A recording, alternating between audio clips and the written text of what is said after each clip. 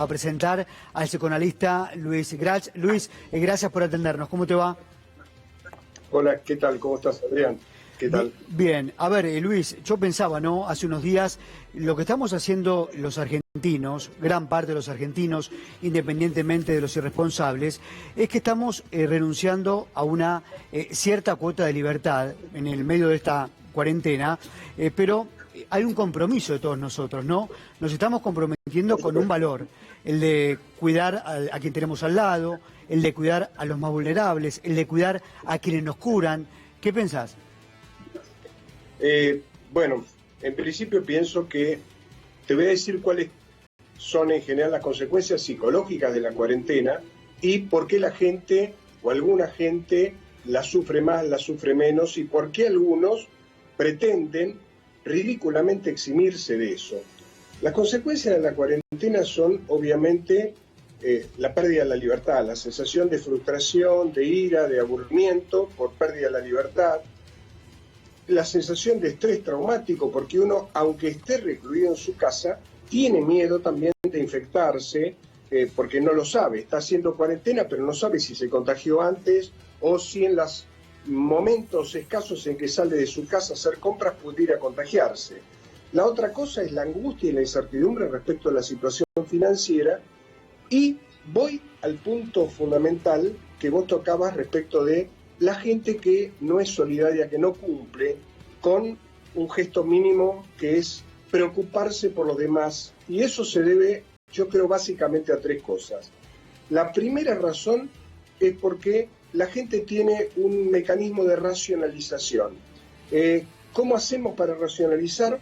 Minimizamos el riesgo. Agarramos y decimos, compramos un paquete de cigarrillos y si bien en la cajita dice que causa cáncer, que nos podemos morir, racionalizamos y decimos, mi abuelo tenía 94 años, fumó y no le pasó nada, aparte ahora estoy deprimido, estoy angustiado, me fumo un cigarrillo, horas después cuando estoy contento, porque estoy contento y para festejar me fumo un cigarrillo, lo mismo con el alcohol, con las drogas, etcétera, etcétera. Siempre usamos la racionalización como un mecanismo para justificar los errores que cometemos. El segundo mecanismo es la negación. Y cuando digo negación, me refiero al hecho de que todos negamos cosas que son dolorosas. ¿Y por qué las negamos? Las negamos porque somos arrogantes, porque somos omnipotentes, porque queremos negar la fragilidad que tenemos y que esta pandemia nos demuestra que somos todos frágiles, que somos todos vulnerables, que todos estamos expuestos a los mismos riesgos, que es el de la vida y de la muerte, que si no nos cuidamos a nosotros mismos y a los demás, estamos en condiciones de perder la vida o de hacer que la pierda un ser querido. Claro, Luis, pero hay personas... A ver, termina el tercer punto, perdón. Sí, perdón, Adrián. El tercer punto tiene que ver con el egoísmo, con la falta de altruismo. Respecto a eso te quiero decir que en el año 1933 Bertolt Brecht escribió una poesía que más o menos dice algo así. Vinieron a buscar a los comunistas y como yo no soy comunista no me preocupé. Vinieron a buscar a los intelectuales y como yo no soy intelectual no me preocupé.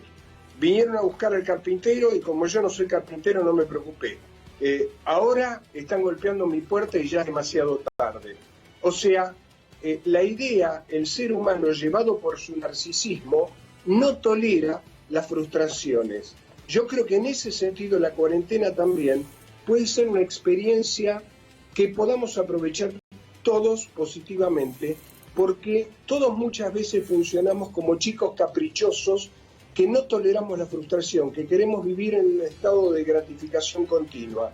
Y la cuarentena nos impone una frustración. ¿Y cuál es la frustración? Que tenemos que renunciar a la libertad, que no podemos hacer lo que nos place, y lo tenemos que hacer por amor hacia nosotros mismos y por amor a los demás. Luis, pero también hay personas que las vemos, ¿no? Están haciendo su propia evaluación de riesgo, cuando esa es tarea del gobierno y ya el gobierno dijo cuarentena obligatoria por 15 días. A ver, porque yo digo evaluación propia del riesgo.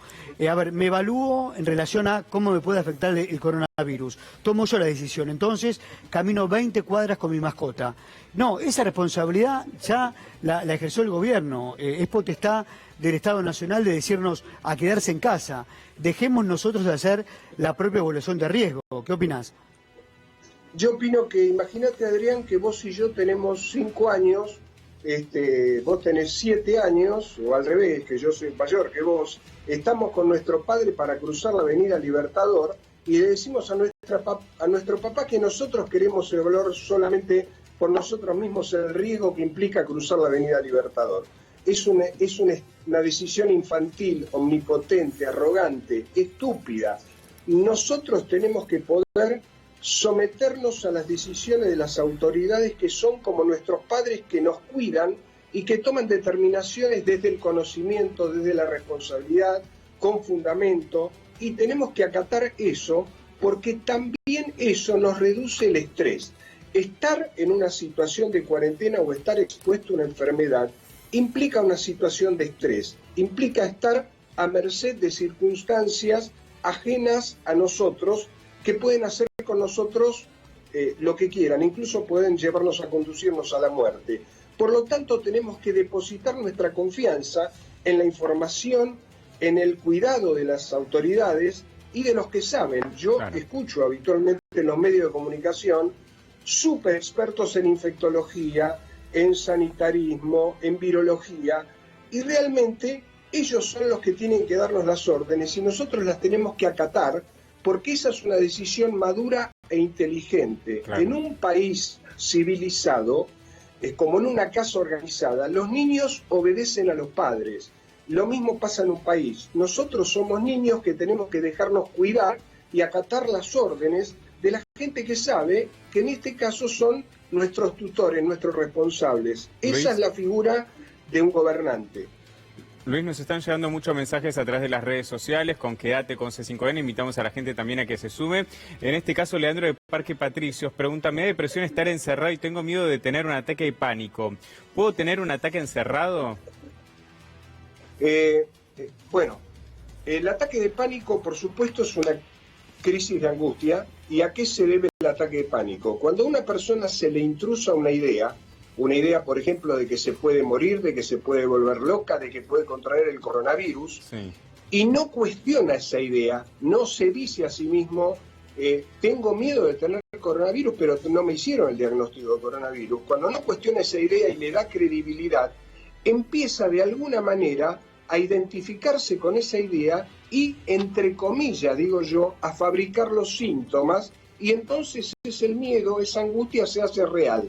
Eso pasa en el ataque de pánico cuando una persona tiene un trastorno de ansiedad, cree que le va a pasar algo que está en el futuro, no está en el presente, no es algo que le está pasando. Y entonces, como se le intrusa esa idea y le da una absoluta credibilidad, no la puede cuestionar, cree que se va a morir o cree que se va a volver loca, o en este caso cree que va a contagiarse el coronavirus, y entonces fabrica, entre comillas, digamos así, por liberación de adrenalina en el torrente sanguíneo, por un estímulo que viene del cerebro a través de la hipófisis, va al hipotálamo, va del hipotálamo a la hipófisis, de la hipófisis va a la glándula suprarrenal, libera adrenalina y la adrenalina produce un aumento de la frecuencia cardíaca, un aumento de la frecuencia respiratoria y una liberación de glucosa, porque es lo que prehistóricamente el ser humano necesitaba para enfrentar la lucha con un animal o para huir. Eso es el circuito que hace que también en la crisis de angustia, en el ataque panicoso, el sujeto tenga un correlato físico, empieza a sentir que el corazón le late más rápido, empieza a sentir que le aumenta la frecuencia cardíaca, pero tiene que saber que en la historia de la humanidad, desde que el ser humano existe en la Tierra, no se registró un solo caso de muerte por una crisis de angustia, por un ataque panicoso. Nadie se muere de un ataque de pánico. Luis, ¿qué tal? Mariano Martín soy. Estoy tratando, por lo menos de lo que esta cuarentena dejó de manifiesto hasta ahora, son algunos casos puntuales. Hablaba hace un ratito Adrián de los menos, pero que son muchas veces dramáticos, de gente que por un lado, o por su alto poder adquisitivo, o por una condición aspiracional, alegan que yo hago lo que quiero, a mí no va a venir el Estado a decirme cómo tengo que comportarme durante una cuarentena. ¿Cómo se trabaja sobre una personalidad de esas características con esas dos puntas? Alguien que tiene el poder adquisitivo para decirlo y otro que no lo tiene, pero que cree que puede estar en una posición similar. Es muy buena tu pregunta. Mira, todos los seres humanos tenemos una disposición al narcisismo. Eso es independientemente de las clases sociales. Uno puede ser soberbio y narcisista y ser pobre, pero lo que ocurre es que cuando uno tiene poder adquisitivo, puede de algún modo darle más los gustos a ese chico caprichoso, prepotente, intolerante a la frustración que todos llevamos dentro. Y bueno, esta es una muy buena experiencia para que todos nos curemos de algún modo del narcisismo, de la soberbia, podamos desarrollar la humildad que es necesario tener en la vida. Siempre hablamos, o yo escucho hablar mucho de que todos quisiéramos vivir en un país diferente, todos quisiéramos que los argentinos nos comportásemos distintos, pero resulta que para eso hace falta reducir el narcisismo, que todos aceptemos las leyes, que aceptemos que mis derechos terminan donde comienzan los derechos de los demás, y eso es absolutamente independiente Ahora, Luis, del poder económico. Tenemos poco tiempo, pero quiero cerrar con esto. Hoy, como decía Mauro recién, muchos ciudadanos estos días van a necesitar la ayuda de profesionales. Y hoy en la Argentina la salud mental no es un servicio esencial. ¿Podemos decir algo sobre esto? Perdón, no entendí la última Claro, porque parte. hoy, por ejemplo, una persona que tiene ataques de pánico por lo que está pasando, Sí. ¿cómo puede ser atendido? Por eso, hoy en la Argentina la salud mental no es un servicio esencial. No, los psicólogos hoy no pueden acercarse a la casa de un paciente en este contexto. ¿Qué podemos decir sobre esto? Lo que tiene que hacer es consultar con un profesional por vía virtual. Por supuesto no tiene que ir a un hospital, porque los hospitales hoy privilegiadamente tienen que dedicarse a atender las urgencias que provengan de patologías respiratorias, diagnóstico de coronavirus Sí. o no, y bueno, tienen que encontrar la manera de comunicarse. Conmigo se pueden comunicar por vía de Instagram, mi Instagram o mi mail, y por supuesto que en la medida de lo posible voy a tratar de responder todas las urgencias que sean necesarias. Yo, gran parte de mi vida trabajé a nivel hospitalario, fue mi manera de devolverle a la universidad pública lo que la universidad me dio, y siento que todavía estoy en deuda con quienes fueron mis docentes en la universidad pública, gratuita, que me permitió a mí ser médico y poder ejercer la profesión. O sea que, si querés, yo te doy mi mail y está a disposición de la gente. Perfecto. Es dr, de doctor, L de Luis, GRATCH, doctor Lgrach, @gmail.com.